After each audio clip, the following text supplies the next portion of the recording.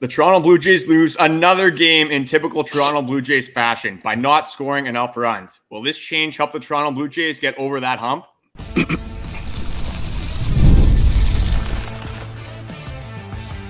You are Locked On Blue Jays, your daily Toronto Blue Jays podcast. Part of the Locked On Podcast Network, your team every day. Welcome back to Locked On Blue Jays. Thank you for making Locked On Blue Jays your first listen every day. We are free and available wherever you get your podcasts and on YouTube by the Locked On Podcast Network, your team every day. And this episode is brought to you by Prize Picks, the easiest and most exciting way to play daily fantasy sports. You can go to prizepicks.com/LockedOnMLB and use code in all lowercase LockedOnMLB for a first deposit matchup to $100. So obviously on the screen right now, it says I'm Braden Nowalsko and it says that's Carter Fuerst. Obviously, if you are on YouTube, you can tell that is not correct. Usually I'm on the right side because I'm always right and Braden is usually wrong. But today we are joined by Barons prospect, Eagle slugger, Dallon Wilton joining us again. Dal, how you doing so far today? I'm doing great. Thanks for having me on. I'm glad to be here. All right. Yeah, probably would be feeling a little bit better if they got a Toronto Blue Jays win today. Obviously, it did not happen. A tough loss to the Milwaukee Brewers 3-1 in the first game of the series.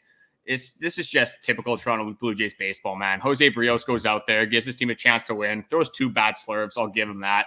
2 home runs, one by Jackson Chourio and one by Willie Adames. Probably pitches that he wants back. But again, this guy went 5 2/3 innings, only gave up 3 earned runs. Again, almost a quality start once again for Jose Berrios. Couldn't quite get there. But again, when you have a starting pitcher, you want them to give your team a chance to win. You're only giving up 3 runs in that span. That should be enough for this team to have a chance to win. But knowing the Toronto Blue Jays offense, obviously it was not. You look at just this. Let's look at the stat line real quick here, just going into it. I mean, this team had 4 hits, and the guy that you called up 4 days ago, Spencer Horwitz, had half of them. It's just that's not going to win you baseball games consistently. And if you've been watching this podcast, me and Braden have been saying this pretty much every single game. It seems like the offensive struggles just continue to hurt this team. It doesn't matter how good your starting pitching is, unless they pull like Kevin Gausman, go complete game shutty. This Blue Jays team just has trouble scoring runs. Dal, what did you see in this game that positive or negative? Just your overall thoughts so far for this game. Well, positive is Spencer Horwitz finally, getting his feet wet, getting a couple hits today. That was good to see, fresh off the call-up.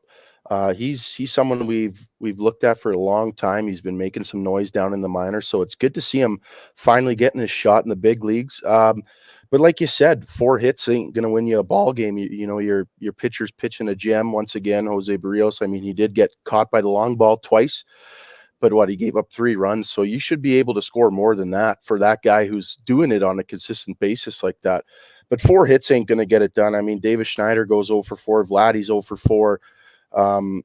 Bichette's 0 for 3. Like these guys, they got to have consistency in their game if they want to win some ball games. Yeah, just going over the hits in this game. You had Spencer Horwitz with 2 hits, one of them being a double in the first inning, a hit in the 9th inning that I thought might start a rally for the Toronto Blue Jays. Then you get Vladdy automatic double play right after, it seemed like.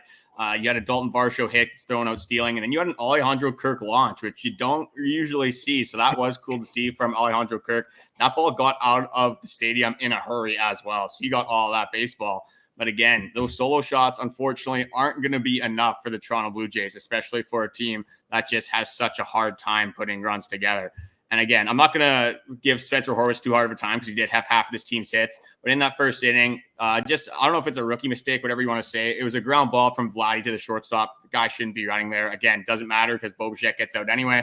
But just something that I wanted to bring up on this podcast. Yeah, and this team just didn't get base runners. Colin Ray just looked like Doc Holliday out there. Just absolutely insane from the guy. And I was just kind of looking over this guy's stats and his baseball savant. His MLB career, he hasn't been that good over his entirety of his MLB career. Just going into 2021, he had a 7.5 ERA. Again, very small sample size, only 6 innings. You go back to 2023, a 4.55, not terrible. But looking at his baseball savant right now, his expected ERA is in the 7th percentile with 99 or 100, I guess you could say, being the best. So his expected ERA is a 5.56. His expected batting average is a 2.96 in the 5th percentile. He has everything below a 50% percentile other than his extension. So that's just him extending towards the plate. So I guess a pitcher, I mean, he's releasing the ball a little bit closer to the plate than other pitchers. That's the one positive you can say about Colin Ray. But again, I don't want to give this guy too hard of a time because he went 7 innings against the Toronto Blue Jays, give up 1 earned run, made this team just look absolutely terrible at the plate. Just typical Toronto Blue Jays baseball, not getting that hard contact, not getting hits in big situations. And that's why you see them. They had to try to steal a Dalton Varsho again, trying to get him to second base. And then I think he actually got thrown out at third. I can't remember which inning it was. But again, they're just trying to manufacture runs. And it's something that you need to do to win baseball games. And the Milwaukee Brewers do a very good job of that with so many guys that just steal so many bases. And another thing I wanted to get into before I threw it back to you, Dallas, is kind of comparing these two offenses. So obviously, seeing the Milwaukee Brewers, we don't get to see them too often. Probably a good fit thing for the Toronto Blue Jays. You don't want to see a team like the Milwaukee Brewers that often. But looking at this lineup, they have 6 guys hitting over 250, with 3 of them hitting over 300. Look at this Toronto Blue Jays lineup. They don't have anyone hitting over 300. Not one person. They have 3 people hitting over 250. One of them being IKF, one of them being Jano, and one of them being Vladimir Guerrero Jr. Just looking at the teams offensively standing, it's not even a competition. You have Christian Yelich, who looks unbelievable this year. Wilson Contreras looks really good as well. You have Turang, who's just stealing all over the place. Has his second in the NL. So just looking at the Brewers team from that perspective, comparing these offenses, Dal, do you think this Blue Jays team would have a chance against this Brewers team if they somehow made the World Series, somehow had an opportunity to play a 7-game set? Do you think this offense would even be consistent enough to keep up with the Milwaukee Brewers? Well, I was listening to the broadcast today, and what they said on there was, I think the Brewers have tried to steal bases 100 times, and they were successful 86 of those times. So, I mean, it's hard to compete with guys who are a team that's quick like that and always, aggressive on the base pass. Toronto doesn't have much of that. But also, you go back to the averages, like you said, like we don't even have a guy hitting 300. To be a successful ball club, you need to have a couple guys hitting over 300, just like the Brewers. But there are some guys that the bats are coming around. There are guys that are really turning it off right now. So the Brewers are a consistent team. The Blue Jays are not. So to be successful, you got to be consistent. And that's what the Toronto Blue Jays need to find, is some consistency. Oh, and you can just tell by the records, the Toronto Blue Jays are now 2 games below 500 once again. I think this puts the Milwaukee Brewers, if I'm not wrong, like 12 games above 500. So obviously different teams on different levels. Again, you can complain about these divisions all you want, but you're looking at the Toronto Blue Jays when they actually have to play playoff teams. It hasn't really gone too well this season. I guess, then you could say the Baltimore Orioles has been fairly competitive with that kind of team over there in the AL East, an absolute powerhouse.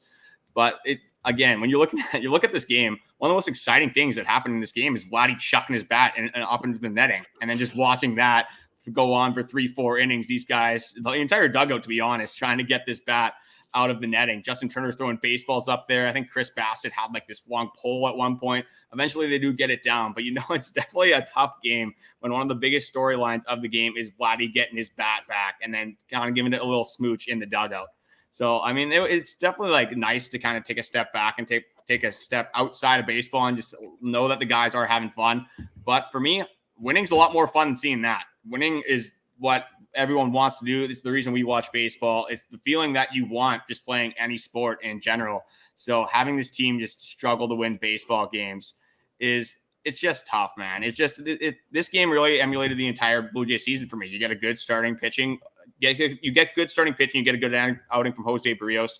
You don't back it up with the offense.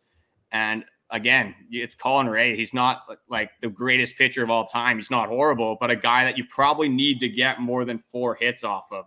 So it's just a tough showing all around for this Toronto Blue Jays team.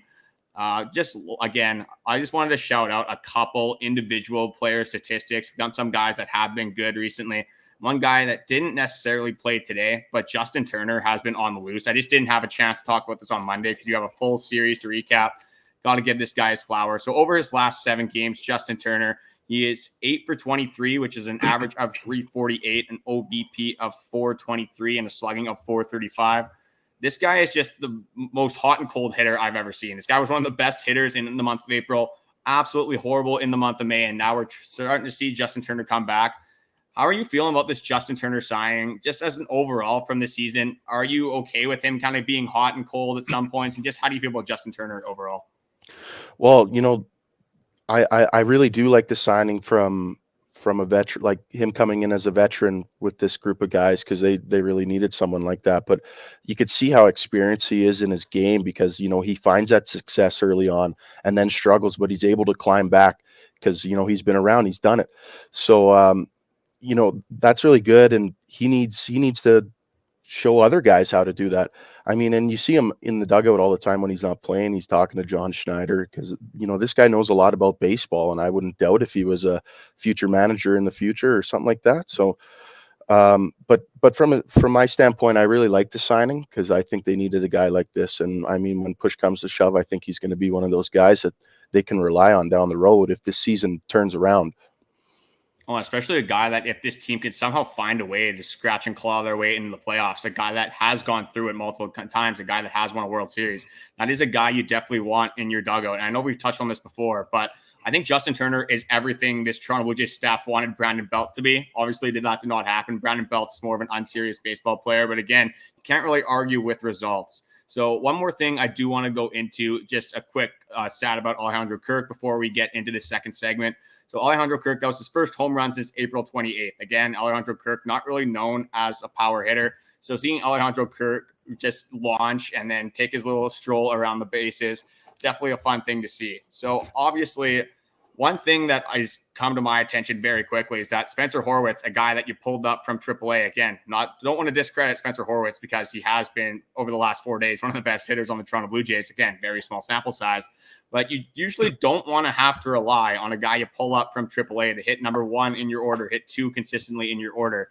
So, but saying that, this Toronto Blue Jays offense has obviously not been very good this entire season. So me and Dal have put together our batting orders on list that if we were John Schneider, if we got to pick the batting orders for this team, this is exactly what we would have going here. So we're going to get into all that coming up next. Today's episode is sponsored by Ibotta. Spring has sprung, and that means spring cleaning. Whether that means stocking up on cleaning supplies or swapping out your winter clothes for new spring clothes, make sure you're using Ibotta and get real cash back with every purchase. The average Ibotta user earns $256 per year. That can cover the cost of an entire shopping trip, buy that flight you've been eyeing, that Blue Jays game you've been dying to go to, or that fancy dinner you've been craving. Other apps give you points that don't amount to much. With Ibotta, just add your offers in the app, upload your receipt, and you get real cash back that you can cash out due to your bank account, PayPal, or gift cards. Join the over 50 million savers and earn cash back every time you shop from over 2,700 brands and retailers, including Lowe's, Macy's, Sephora, Best Buy, and more.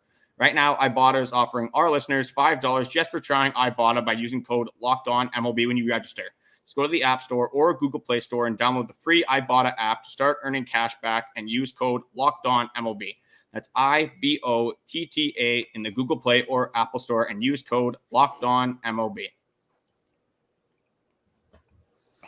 This episode is also sponsored by PrizePicks. PrizePicks is the largest daily fantasy sports platform in North America. They are the easiest and most exciting way to play fantasy sports because it's just you against the numbers. Instead of battling thousands of other players, including pros and sharps, you pick more than or less than on 2 to 6 player stat projections and watch the winnings roll in. PrizePicks is very simple to play. I can make my picks and submit my entries in as little as 60 seconds. So again, if you've been listening to this podcast for a while, obviously you'll know I'm a huge fantasy guy, whether it's NHL, MLB, NFL. I'm actually in an NFL Dynasty Keeper League right now. Don't know why we're drafting in June, but I mean, hey, I'll take it. I'm a big fantasy guy, so I'm definitely not complaining. But right now, I guess there is NHL on, but fantasy-wise, there's only really one game to bet on, obviously. But for me, I'm going with baseball, and I got to stick with my boy on my fantasy team, Davis Schneider. I got him more than 6.5 fantasy points. Hopefully a bounce-back game from him. And Yusei Kikuchi, I'm going to actually take less than on 5.5 strikeouts just because this Brewers team does not strike out that much. Not really a shot at Yusei Kikuchi. And one more thing, I have Vladimir Guerrero Jr. more than 0.5 lost bats in the game. This guy's just chucking his bat all over the place. So, I mean, I think that's a lock for me. If you know which players are going to perform on specific nights, this is a no-brainer. Download PrizePicks and start making your picks today. So you can download the app today and use code LOCKEDONMLB for a first deposit matchup to $100. It's code LOCKEDONMLB for a first deposit matchup to $100. Jesus, without Braden here, I feel like I'm just going on big yap sessions at this point. It's definitely an adjustment I got to get used to here. But saying that, I guess we're going to get into our lineup. So obviously, there hasn't been as much talk about the batting order since George Springer has been moved from the leadoff spot. I think that's mostly because John Schneider has put out decent batting orders. He is sort of using his eyes and the analytics kind of combined here. And again, you look at the Toronto Blue Jays offense, you don't really have consistency from honestly anyone on the team. Maybe you can argue Vladdy. I guess you can argue Davis Schneider. There's a few guys who can argue IKF is another one. But Dal, I think we're going to start with you here. So what we're going to do is you're going to go first. I'll do my first, and then you'll go second, and then stuff like that. I'm not sure if you have your positions written down, but I just wanted to make sure for me that my lineup was actually possible. But I will give you the floor here. Who would you have in your leadoff spot for the Toronto Blue Jays? Yeah, I got my positions wrote down, so I'm good. I would put, honestly, I'd put Spencer Horwitz there. He led off in Buffalo, and, with the small sample size we've seen from him, I like the idea of maybe getting an early runner on base. And also, if the lineup turns over, he's a guy that can move the chain a bit. So I got Spencer Horwitz, number 1, playing second base there. I got the exact same thing as you for pretty much the exact same reasoning. You saw this guy absolutely rake in AAA. I know I said that, you're pulling up this guy and why is he hitting first in the order? When you have an offense that is struggling this hard and Spencer Horwitz is just absolutely raking, you see it again today, just puts good swings on the baseball. A guy that's not necessarily hitting for power, but a guy that is getting on base at a substantial rate. I think this is a no-brainer. You get a lefty bat at the top of the order, a lefty bat that you needed so desperately in this Toronto Blue Jays order for such a long time. Again, I think we might be kind of putting a little bit too much pressure maybe on Spencer Horwitz, but I think if he can even be on 3/4 of what he was in AAA Buffalo and hit somewhere around 270, 280, maybe even 260, to be honest, for this Toronto Blue Jays team, I think I'm going to be pretty happy with that. So, Dal, so far we started off, same thing. I had Spencer Horwitz playing at second base. I'll give it back to you for your second hitter. Second hitter playing left field, I got Davis Schneider. I've liked him in the leadoff spot. He has been a bit quiet lately, but he's a guy who's going to come up in big moments. He always does. So having that reassurance, maybe like I said, moving the chain, just like Horwitz will. I really like him in that spot. Yeah, I can definitely see where you're coming from there, but I went with a guy that this one was kind of a tough one for me, one of the tougher decisions I had to make. But I went with probably the best hitter on the Toronto Blue Jays right now, and that's Vladimir Guererro Jr. I want this guy to have as many at-bats as possible. You get Spencer Horwitz on base. Hopefully you can get Vladdy on base as well to set up your third hitter that I have in this lineup to drive in runners like he has been doing all season. You look at Vladdy, just his average, his OPS is around 825 now. People are complaining about the power. I think the power will come. Maybe you're not going to see 48 home runs like you did in 2021. I think that might be, unfortunately, an anomaly for Vladimir Guerrero Jr. But looking at this guy, he's still producing at an unbelievable rate, a guy that would be one of the best hitters on pretty much any team he went to play for. So I have Vladimir Guerrero Jr. playing first base. I'm assuming you have Vladdy playing first base as well. Yeah. But I guess you didn't have him hitting yet. But I think I have a feeling who you're going to have either at 3 or 4. So I'll give it back to you for your third hitter. Well, third hitter, I'm going to go with Vladdy. I'm going to stick him where he is. I love the idea of, if those two guys can get on during the game, that he can hit him around. I know he hasn't been the greatest with runners in scoring position. And I mean, we see a lot of ground outs and stuff like that. So, but I have confidence in this guy. He is our guy. And I like him in the 3 spot for that reason. So, yeah, it looks like we got a flip-flop here. I got Davis Schneider, obviously playing left field. And this guy's just shown that he comes up in clutch situations. You look at that Oakland Athletics game. If you don't got to Mason Miller in that 9th inning, I don't think this Blue Jays team is scoring. Mason Miller is so disgusting. So you get Davis Schneider. He sees Dalton Varsho has a good jump from second base, steals third. That was a high IQ moment for me from Davis Schneider, and then just has a very clutch at-bat driving the ball in the outfield that he's done so well, so consistently all year. Honestly, off the bat, I thought that ball was going to be gapped. Again, doesn't really matter. Davis Schneider's probably not scoring anyway, knowing how this Toronto Blue Jays offense is. But a guy that's just been so pleasant to watch since he's been up in the league, a guy that's top 5 in OPS in the American League since he got brought up to the Toronto Blue Jays, a guy that easily is a fan favorite for pretty much every Toronto Blue Jays fan. It seems like everyone loves Davis Schneider. You don't meet too many people that don't like him. And that's why I have him in the 3rd spot. I think this guy has shown that he can drive in runs, a guy that can show he can drive or he can hit extra base hits a little bit more consistently than Vladdy. I would say Vladdy has kind of turned a little bit into their singles merchant. Not saying that's a bad thing necessarily, but a guy that's just, if Vladdy can get on base, if Spencer Horwitz can get on base, I think Davis Schneider can do some damage. But again, Dal, I'll give it to you for number 4. Yeah, number 4, catching. I got Danny Jansen. I've liked his bat since he's returned from injury. I love him defensively as well, but he showed that he can have a lot of pop, and I like him cleaning up in that 4th spot. Just because I wouldn't really trust anyone else on this roster in that spot. So I think he'd fit in nicely at that 4th spot for me. See, I battled with 2 guys, but I also decided to go with Danny Jansen. Pull side home runs rock, man. Like, just the no batting gloves, just everything about Danny Jansen. Gets his mitts in the third after he takes a pitch.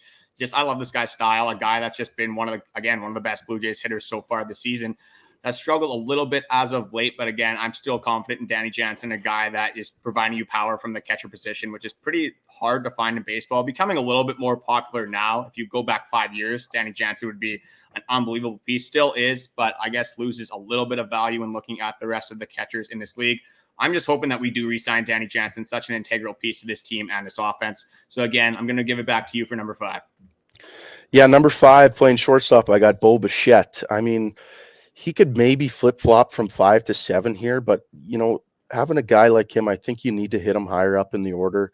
5 is a good spot. He's a very good barrel hitter. Like, he gets his barrel to a lot of balls. The only thing that concerns me is lately watching is he's waving at those pitches away, and it's ugly swings. So, if he can get rid of that and keep driving the barrel through the ball, then he's going to find success, and I like him in that 5 spot. Yeah, I got the exact same thing. I think Bo Bichette, you got to rely on this guy if you want this offense to have any pulse whatsoever. And like you said, I'm going to kind of go with an MLB term here. Sometimes on those outside sliders, he's swinging a garden hose out there. And we need a little bit more perfect pitches perfect swings from Bo Bichette here. A guy that has been one of the best hitters in the American League for the last 3-4 seasons. Again, started off the season pretty down. It's going to be hard for him to work up those numbers again. Has been, I'm going to say, mediocre the last couple of days here. I'm actually going to pull up his stats when you go over your 6th guy here. But Bo Bichette, like I said, you need this guy to be good if you want the Toronto Blue Jays offense to be good. A guy that has such good bat-to-ball skills, a guy that doesn't really get jammed too often. I think having him at number 5, he's shown that he can be clutch and drive in runners, and that's why I do have him as number 5 as well. But I'm going to give it number 6 to you here again. Yeah, number 6, I kind of have 2 guys. I mean, this is the DH spot for me. I'm going to put Turner and Vogel back. Turner's been hitting great, so I'd probably lean more towards him. It honestly too depends on if you're hitting against a righty or a lefty that day. But when push comes to shove, like I said earlier, I think Turner's going to be the guy there, no matter what side the pitcher's throwing from. But it's just the experience there. He can get on base to start an inning or drive runs in if there's runners on. So I think he fits very nice, Turner, at least in that 6th spot for me. Yeah, so I'm just going to quickly go over Bo Bichette's last 7 and then the last 15. So in the last 7, he's 6 for 26, has 5 strikeouts, 2 walks, 2 RBIs, hitting .231. In the last 15, he's hitting .213, which is it is 13 for 61, which is not great. 1 home run, 7 RBIs, a lot of strikeouts, not a lot of walks. Bo Bichette just hasn't put together a good streak. Again, we are getting closer to the summer. Botember, as we remember. Hopefully it doesn't take that long for this guy to get going. But again, such an integral piece to this offense and a guy that just needs to get going for this Toronto Blue Jays team to have success. And just, again, looking at this lineup, I don't know who else you necessarily put here. You can argue Justin Turner, I guess, at 5. You can maybe argue Dalton Varsho, maybe George Springer, who has been hitting a little bit better recently. But that takes me into my 6th hitter, which is Dalton Varsho. I just want another lefty bat sort of high up in the lineup, a guy that, again, has shown that he can be clutch in some scenarios, except when he is the pop-up king, because sometimes Dalton Varsho just gets way under the baseball and has the highest infield pop-ups that I have ever seen in my life. So this guy can, again, another guy that hits pull side home runs. He drives the ball hard, pull side, a guy that's very quick, a very smart baseball player. And Dalton Varsho, again, his defense does not get overlooked whatsoever, but just one of the best, if not the best defensive outfielder in the game of baseball. So a guy that you're going to have in your lineup no matter what. I want to see him playing center field more than Kevin Kiermaier.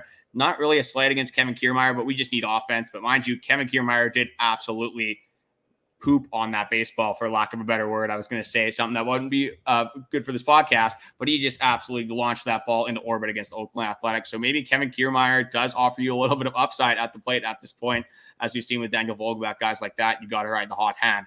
So I'm going to give it back to you for number 7. Yeah, for number 7, I got my boy IKF. In my opinion, he's been the most consistent Blue Jays hitter this season. We saw the other day, he had that walk-off hit the other day. I like him in that 7 spot. I mean, I know earlier I had him higher in the order on my prediction list, but I really like him lower in the order because, like I said with Turner, he can start an inning for you, or he can bat in a few runners. So he's been really consistent. I've enjoyed watching him play, and I'm going to keep him lower in the order at that 7 spot. Yeah, IKF has probably been the most pleasant surprise we've gotten on this Toronto Blue Jays team. A guy that is hitting for the second best average on the Toronto Blue Jays. That was definitely not on my bingo card. But for me, at my number 7, I have Justin Turner, a guy that, for me, like these 7 through 9 spots, it always seems like they are the biggest moments in the game for the Toronto Blue Jays hitters. So I tried to put some guys, again, you don't want to put Vladdy at number 8, just hoping that he comes up in a big spot. But with Justin Turner, a guy that has shown that he can be pretty clutch with runners in the scoring position, a guy that I think, again, you play the hot and cold hand here. If Daniel Vogelbach's raking, maybe you throw him in this spot. This is also my DH spot. If Alejandro Kirk can actually hit for some power, maybe you throw him here. If he's in my lineup, I'm probably hitting him a little bit lower than 7. But with Justin Turner, a guy that has done it through his entire career, has shown you he can be a clutch hitter. I think, again, you kind of play the hot hand here. I'm just going with Justin Turner, how he's hitting right now. That's why I have him in the 7 spot. I almost put him 6, but just because I wanted Dalton Varshaw's left-handed bat in higher up in the lineup, that's why I had Dalton Varshaw at 6. So I locked in Justin Turner at 7, and I'll give it back to you for number 8. Yeah, I like that take on having the lefty higher in the order, but I'm going to stick Varshaw at 8 for me. He's proved that he can hit home runs. And like the reason you said just previously, it always seems like the bottom of the order is falling on these guys to come up in a big moment. So like you said, having this guy lower in the order, maybe it does fall upon him and he can either finish something for you or get it started. So I like his speed if he gets on. And like we said, or like I said, he's got power. He's leading the Blue Jays in home runs. So I like him there at 8. And I think he's done just fine around that area previously in this season.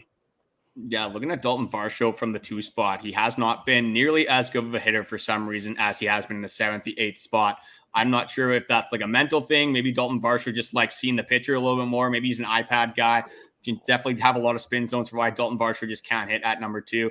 Yeah, I think he looked okay in that game where they just completely lost the broadcast in the Tiger series. That was a little while ago now. But yeah, looking at just what you said about these, again, kind of what I said as well, from 7 through 9, these hitters that had to come up in clutch situations. You get obviously the IKF bases clearing double, the IKF walk-off. I think he was hitting 8 in that game as well. So definitely not a bad idea to have a clutch hitter hitting in your 8 spot. But for me, a guy that I just don't think you can leave out of your lineup, a guy that has been playing just ridiculous defense, actually. I don't think we give him enough flowers for how good he's been defensively on this podcast. But then for me, it's George Springer, a guy that, again, you want to rely on to have success as an offensive unit, but just hasn't really put it all together. Has had better at-bats as of recently, and a guy that I can't fathom taking out of the lineup. Because you look at your other options. You got Kirk, you got Clement, you got Vogie. Nothing's really moving the needle for me too much over there. So I got George Springer at number 8. So I think for me, it's pretty obvious who would be number 9, but I'll let you say it anyway. Yeah. Number 9 is going to be Springer, and it's the exact reason that you just said. I mean, he has been hitting better, but it's still not good. But his defense is immaculate. I love watching him play defense, but also, like you just said, I don't trust anyone else in that lineup or in that dugout, at least, to play every day over him. You're for sure not having Kevin Kiermaier hit over him. I'd rather take George Springer over him every day. See, now that I'm kind of thinking about this, just how I kind of talked myself into IKF raking at number 8, I kind of want to flip these two now. So I'm actually going to put IKF at number 8, and I'm going to put George Springer at number 9. Just something that's just not realistic. I don't think John Schneider is ever going to put George Springer at number 9. but with IKF, how good he's been as a hitter, I kind of talked myself out of it. The reason that I wanted to put him at 9 is kind of to be like your second leadoff hitter, a guy that can turn over the lineup for Spencer Horwitz, a guy that's been consistently getting on base. You get IKF on base, then you get Spencer Horwitz and Vladdy, then you got bases loaded for Davis Schneider, or maybe you get in one of those runners with how hard Spencer Horwitz has been hitting the ball. Again, so overall, like looking at this lineup, for me, I just went with your best offensive like possible lineup, because if you've been watching this Toronto Blue Jays team, you've been watching all season, it is the most obvious thing of all time. This just offense just lacks consistency. You do get the odd splashes of 5 runs, 6 runs, a couple 9-run ball games, but then you get these lulls. But when you look at the Oakland Athletics series, game number 1, Chris Bassett goes 8 innings, you score 1 run. You look at this series again, first game of the series, you score 1 run off of Colin Ray. That's just not going to do it. So again, it's not necessarily a batting order thing. So I'm just going to give it back to you. And I'm just going to ask you one more question to kind of sum up this segment. Even if John Schneider just listened to everything you just said, you're like, Dallon, this is the perfect lineup. Do you think it would even matter anyway? Do you think this Toronto Blue Jays lineup in total is good enough to actually keep consistent, even with the best possible lineup, in your opinion? Not that we've seen so far. I don't think that they're able to be consistent right now. Building this lineup, you got to think of guys who are on right now. And if we can get a hit in between those guys, that's a bonus. We saw, secondary scoring, if you want to call it, from Alejandro Kirk today. If other guys can do that in between these guys that are actually hitting right now, I think that will lead to more success for the Blue Jays, obviously. But I really don't know what entirely is going to spark them to find some consistency. It just takes a couple guys getting hot and maybe some other guys follow suit, but we just haven't seen that so far from them. So I'm not entirely sure. I don't know if it would help, but I'd hope it would, this lineup. Just looking right now, like at my lineup I have in front of me, like IKF's been really good recently. Justin Turner over the last 7 has been good. Vladdy's been really good as well. Davis Schneider has been sort of inconsistent. I can't really throw him in the consistency. I know Braden would probably be screaming at me right now if I said something about his boy like that. But George Springer has been better. But again, you haven't really gotten a bunch of players hot at the same time on this team. Like you're looking at Justin Turner. Justin Turner's hot is smacking singles, which again isn't a bad thing. But you need doubles. You need extra base hits. You need guys that can drive the ball deep in the ballpark and hopefully out of the ballpark, where you just haven't gotten it from this team. Like you're looking at the home run numbers. Dalton Varsho has 10, hasn't hit a home run, I think, in over a week now. You look at Vladdy, I think him and Davis Schneider are tied at second with 7. That's just, it's not going to do it, unfortunately, when you're 60-something games into the season. So that's why for lately, I've been giving John Schneider more of the benefit of the doubt. Again, I don't think he's necessarily the solution to this team. But again, he is only doing what he's dealing the cards that he's dealt with, right? You look at Spencer Horwitz, a guy that's been raking. He is putting him high up in the order. I think that's something that they need to do right now. A guy that maybe can be a spark plug, a guy that's clearly trying his best, got 2 hits out of the 4. Again, when you get a Dalton Varsho bunt single and Alejandro Kirk bomb, those aren't really things that you can rely on consistently. So overall, for me, I don't really think it matters what you do with this offense. I think they're going to have to get hot at the same time, at least 4 of them. Then you could put maybe 4 back-to-back. Just something's got to change. Again, we've been saying this, it seems like the entire season. We haven't gotten the consistency, and we're just waiting for it. But again, you're running out of time here. You're under 100 games left in the season. That's still a lot of baseball games. There still is a lot of time to turn it around. When you got Brewers, Guardians, Red Sox, Yankees, it's kind of a gauntlet we got going up here. And you look at this team from a history perspective in the last couple seasons, they have not been good against AL East teams. So you got the Red Sox coming up, you got the Yankees. It's going to be tough sledding. And if you want to beat these baseball teams, these teams that are going to be fighting for the playoffs, you're going to have to score runs. You look at the starting pitching, you got 4 unbelievable starting pitchers. And now Bowden Francis, Yariel Rodriguez, which we'll get into later, will have to battle for that spot. But for me, overall, I don't see how this offense is going to start getting consistent. Maybe, again, I always bring this up because it worked for the Twins, but maybe they just need the greasiest sausage of all time to be in their dugout. Just some rotten, smelly thing that just, I don't know, it's like smelling salts, as Merm would use in the gym. Yeah. So it's one of those things, man. I don't know what it's going to take, but they need to set something up. I got a question for you then. So, like, if they did fire John Schneider and brought someone in, like, do you think that would turn them around? Do you think that would spark it? And, what would a new guy coming in even do to turn this team around? See, my thing with firing John Schneider is, again, I don't think this guy is necessarily the solution, but who's better than John Schneider right now? You throw in Don Mattingly, I don't think really anything changes. There's been some talks about Pete Walker. I think you leave Pete Walker, let him do what he does best with the pitchers. Yeah. He's clearly dealing with that right now. But just, yeah, you're looking at the market for general managers. It's definitely tough to find a manager mid-season that isn't already signed. You would think that if there's a good enough manager on the market, they probably would have been signed at the start of the season. So if you're going to do anything with John Schneider, you're going to have to kind of wait until the end of the year.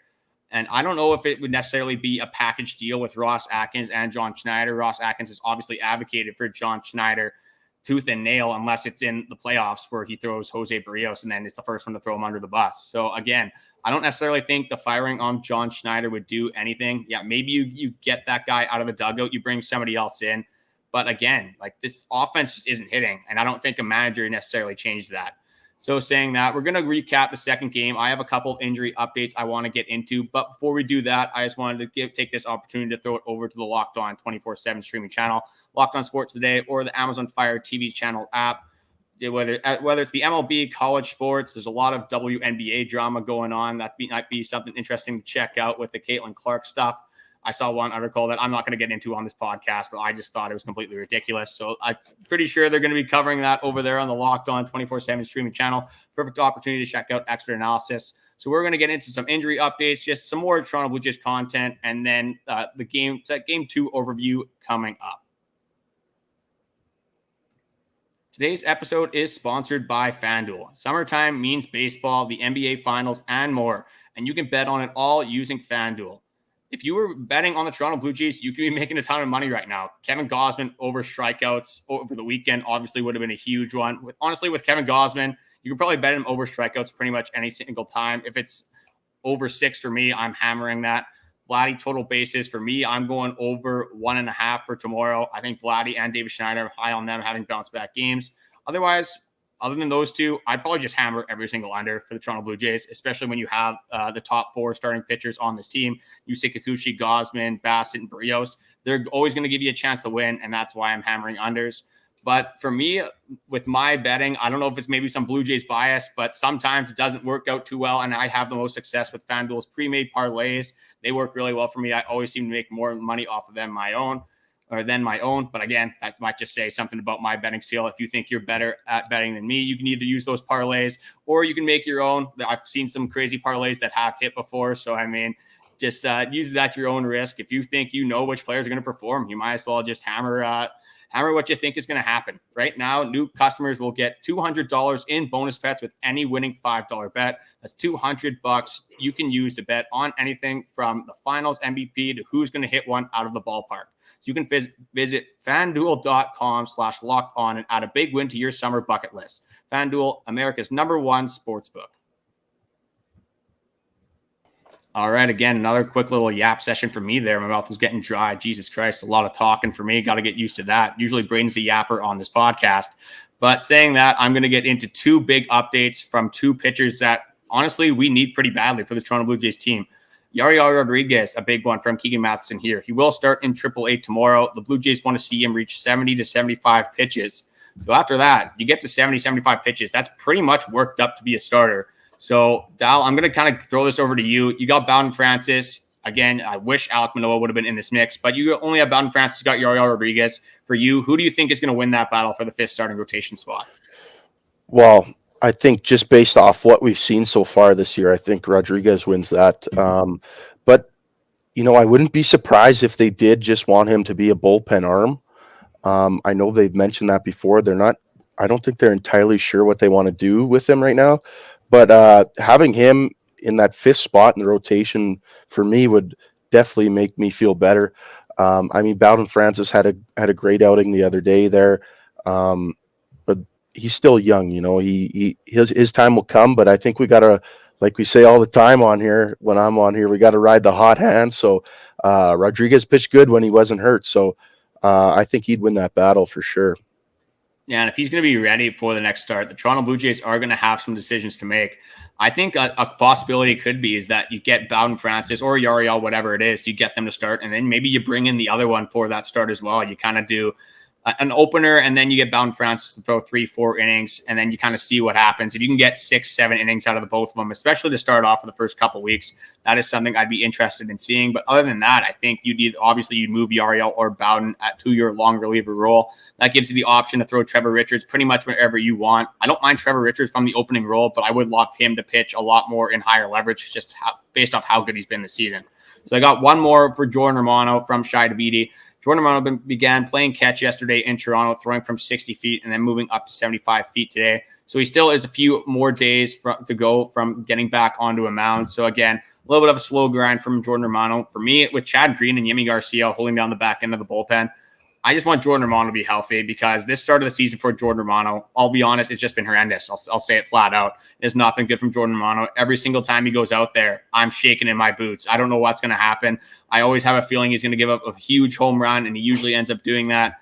That's why a lot of people have been calling for his head this year, a guy that he's kind of been struggling out of the pen, but only the first time this season. You look at Bo Bichette, again, maybe not the best comparison here. Bo Bichette as, again, probably more accolades than Jordan Romano, and just a guy that you're going to feel better about.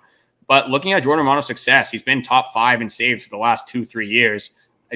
Blue Jays fans are very quick to forget about these things. They see a couple months of bad performances and they completely want to jump ship. They say, trade this guy, trade that guy. Let's just overload it. Let's get prospects.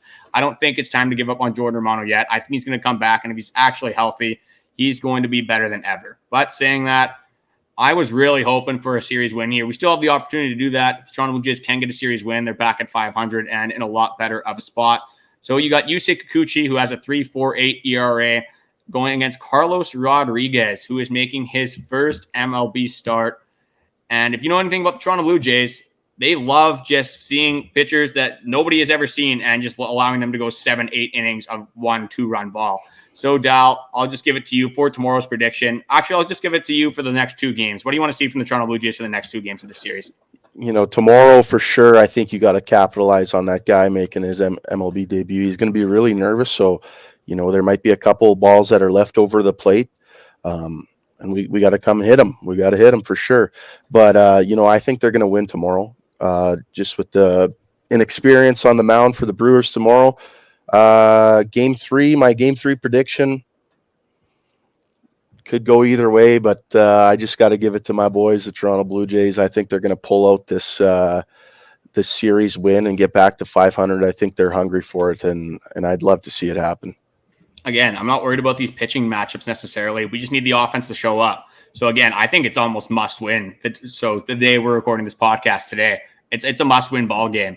And I'm obviously not going to be able to watch the Wednesday one because, again, day games are so dumb, man. I when you work an actual job, sorry, Billy, you can't watch these day games. He'll be able to because he'll be back. But again, must win tomorrow. You got to at least at minimum get one here. I wanted 2 so bad. I wanted the team to get back at 500 because, again, the schedule doesn't get easier. You get the Guardians right after. Josh Naylor's going insane. You got Jose Ramirez. If you get to the 9th inning, you got to deal with Clase. So there's a lot of tough things to deal with that Cleveland Guardians team.